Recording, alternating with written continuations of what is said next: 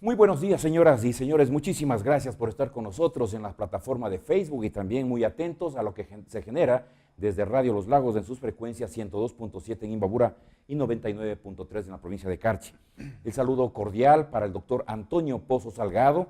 Él es docente de posgrados de la Universidad Técnica del Norte y obviamente también exdiputado de la provincia de Imbabura. Yo diría, en el caso de nuestra región norte, uno de los más enterados en el ámbito político también, que de alguna manera ojalá el tiempo nos permita toparlo.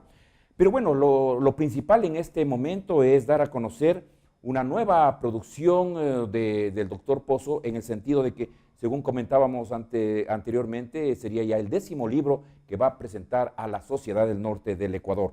Doctor, muchísimas gracias. ¿Cuál es esa sorpresa? Muy amable por estar presente acá. Muchísimas gracias, Patricio. En efecto, un nuevo esfuerzo de carácter investigativo de mi parte estamos ya lanzando a la luz pública.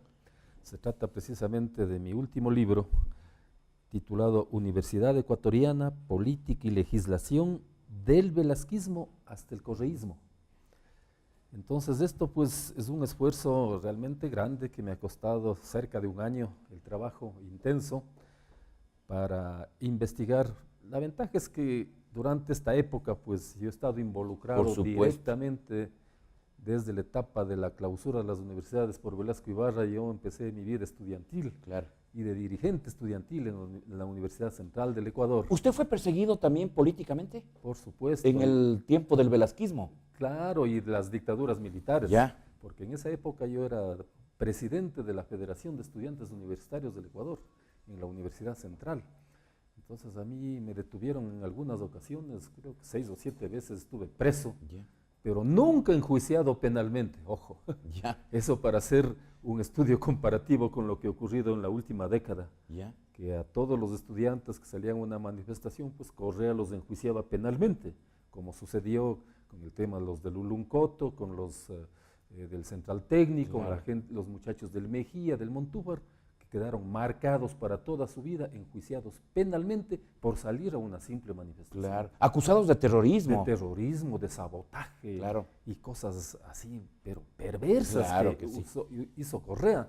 Ahora está pagando con su propia medicina, imagínense. Doctor Pozo, en cuanto se refiere a este libro, usted dice del velasquismo al correísmo, ¿cuánta agua ha transitado por debajo de este puente? Bueno, pues realmente el esfuerzo investigativo es intenso. Porque recordemos que desde la época de Velasco, ahí habían pocas universidades en el país, básicamente de carácter público. Luego se van proliferando la creación de universidades, sobre todo de carácter particular, muchas de las cuales incluso fueron extinguidas por falta de calidad académica, claro, eso recientemente, luego de procesos de evaluación y acreditación. Pero lo curioso en este proceso es que la legislación, porque es la política y la legislación relacionada con los temas de la convivencia económica y social, por supuesto, ha tenido pues una serie de variaciones curiosas. Por ejemplo, en la época de Velasco Ibarra, pese a existir una dictadura, había una ley de educación superior, pero que era una ley pues así muy simple, que no tenía pues las características que hoy se tiene con una regulación demasiadamente fuerte, yo diría hasta para someter a las casas de estudio a los intereses gubernamentales. Eso no existía en el pasado. Sin embargo, luego de que se acaban las dictaduras militares de la década del 70, sobre todo, se recupera el llamado régimen constitucional. Ya viene pues una nueva constitución, viene una nueva ley de educación superior, vienen organismos encargados de la coordinación y regulación del sistema, como el CONUEP, Consejo claro. Nacional de Universidades y Escuelas Politécnicas. Este va cambiando de nombre, luego se llama CONESUB. El CONESUB, claro. En el ámbito de la evaluación y acreditación, el primer organismo es el CONEA, Consejo Nacional de Evaluación y Acreditación. No es cierto, eso estoy aclarando aquí en mi libro, que recién en esta última década han existido los procesos de evaluación y acreditación. No, estos procesos se inician muchísimo antes, desde la época en que Guillermo Falconi Espinosa, ex rector de la Universidad Nacional de Loja, fuera presidente del CONUEF, del Consejo Nacional de Universidades, y luego del CONEA. Entonces, mire, es un proceso curioso, y adicionalmente, en esta época anterior al correísmo, pese a que no existían pues esta fuerte rectoría de regulación del sistema, sin embargo había un respeto irrestricto a la autonomía universitaria. Es un hecho que hay que destacarlo y eso lo destaco aquí en mi libro. Cosas que se van aparentemente olvidando y que la gente, sobre todo la gente universitaria, tiene que estar atenta en los procesos de carácter Doctor investigativo. Pozo, ¿esa autonomía universitaria es solamente una ficción en la actualidad o es que todavía se mantiene? Mire, la autonomía universitaria hasta hoy está vulnerada totalmente. La peor vulneración a la autonomía universitaria ha ocurrido en el correísmo. La presidencia de Correa prácticamente eliminaron la autonomía universitaria. Se inventaron un término de la autonomía responsable, entre comillas, y con esa palabrita acuñada, copiada de la UNESCO, de un contexto totalmente diferente, empezaron a someter a todas las universidades para ubicarlas en el hiperpresidencialismo, es decir, la concentración de todos los poderes. Imagínense que en esta época de la década farreada se crearon 4 universidades y eran las únicas que podían crearse.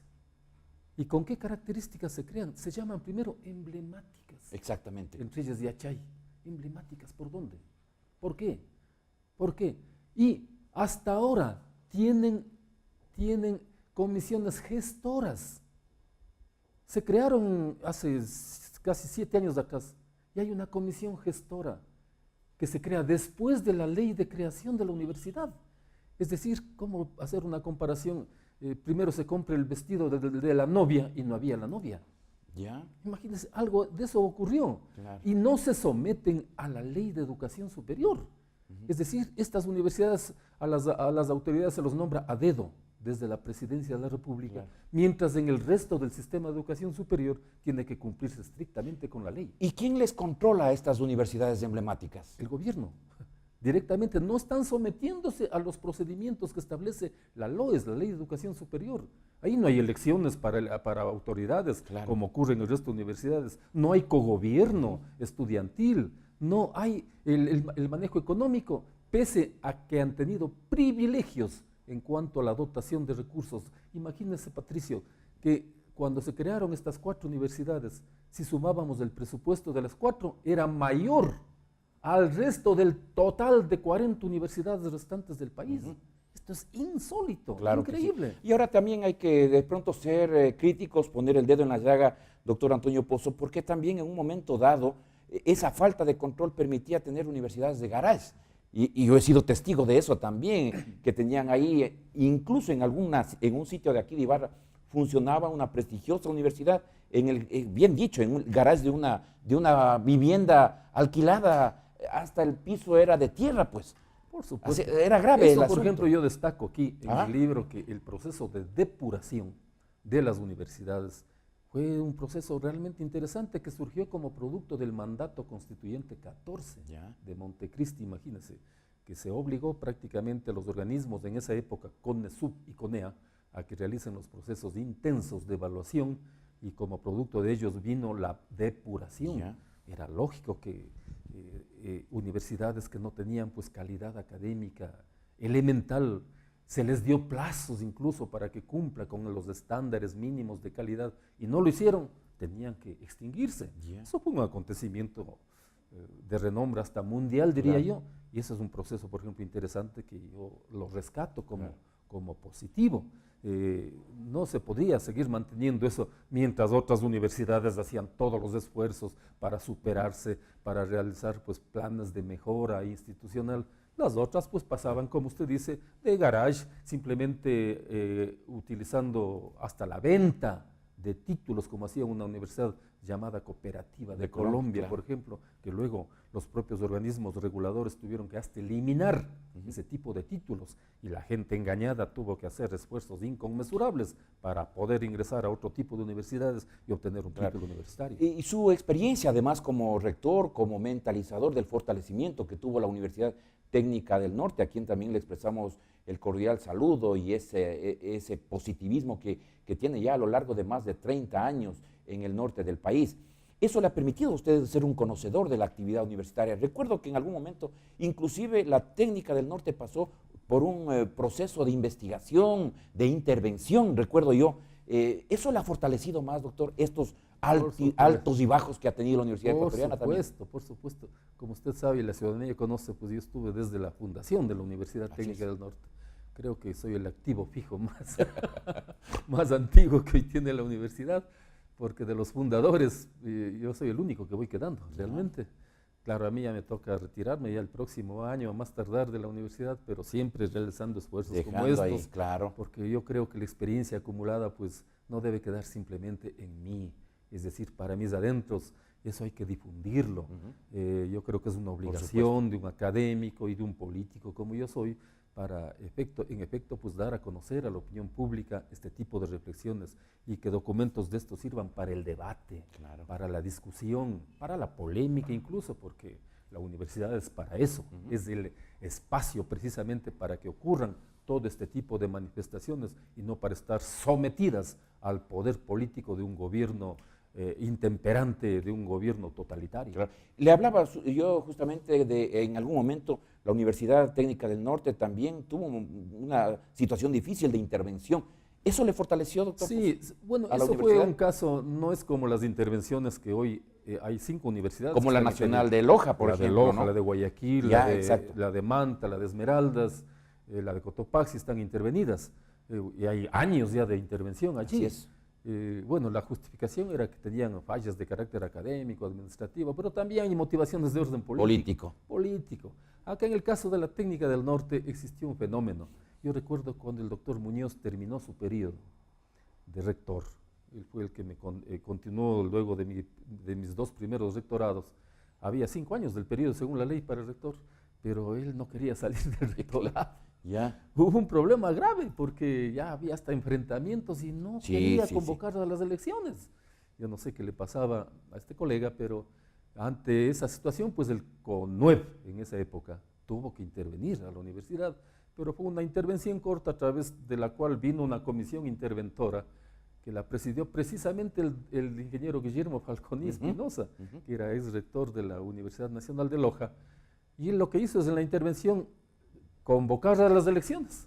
Se convocó a las elecciones en un ambiente de mucha seguridad, incluso no se utilizó ni siquiera los ambientes de la universidad, sino hicimos en el colegio Ibarra, me acuerdo claramente. Las elecciones en el colegio Ibarra con fuerte resguardo policial, se produjo la elección, ganaron las autoridades que tenían que ganar y luego pues se acabó la intervención y solamente duró esa intervención un par de meses que significó el proceso de convocatoria a las nuevas elecciones. Pero fue una vivencia, como usted señala, pues interesante que ha logrado pues madurar en estos procesos. Yo recuerdo que la Universidad Eloy Alfaro de Manta fue intervenida no hace mucho, precisamente porque el rector se le acusó de no convocar a tiempo al proceso para renovar las autoridades universitarias. Pero en el caso de Manta, esa intervención, que en el caso nuestro duró apenas 2 meses, ahí ya se va más de 2 años. Totalmente, y ni se diga la Universidad de Loja, que es tremendamente grave, deslegitimada totalmente, las autoridades con enfrentamientos y diferencias entre autoridades, de estudiantes, docentes, etcétera, muy grave para la universidad. Ojalá no vuelvan esos tiempos acá. Recuerdo que estuvimos presentes en una rueda de prensa y nos quedamos encerrados por la intervención de la policía. Bueno, fueron cosas que también esos desde el punto de vista... las intervenciones qué bueno. Aquí debidamente analizadas. Excelente, doctor Antonio Pozo.